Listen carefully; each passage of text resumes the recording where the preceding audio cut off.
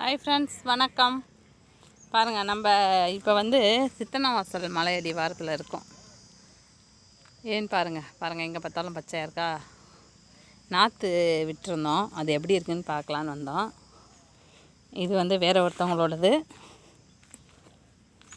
வாங்க காட்டுறேன் உங்களுக்கு. நம்ம நாற்று கொஞ்சம் நல்லா இருக்குது. இதெல்லாம் நட்டுட்டாங்க.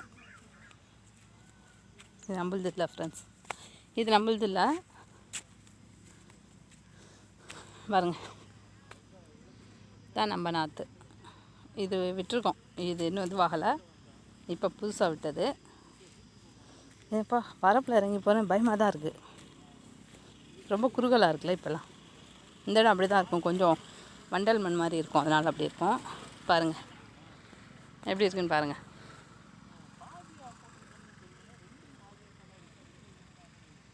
மூணு போட்டாச்சு, இதான் போட்டிருக்கோம்.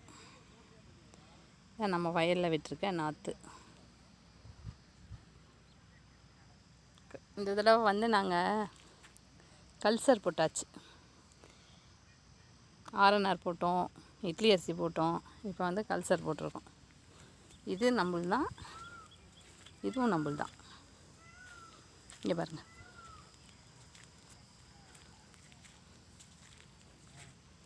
பார்த்தீங்களா? பாருங்கள், மலை தெரியுதா? சித்தன்னவாசல் மலை.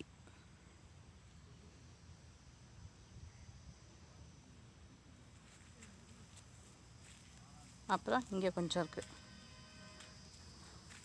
இங்கே இருக்குது பாருங்கள். மாமா போயிட்டுருக்காரு.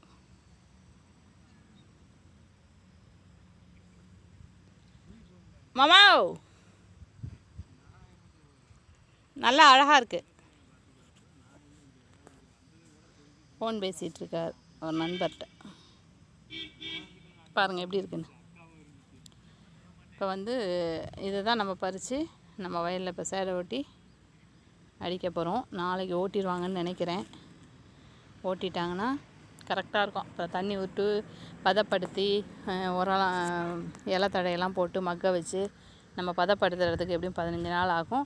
அதுக்குள்ளே இதுவும் நல்லா வளர்ந்துடும். வளர்ந்தப்புறம் இதுவும் நல்லா எடுத்துகிட்டு போய் அங்கே நட்டுடலாம். இதுதான் நம்மளோட நாற்றுப்பாவி இருக்க இடம்.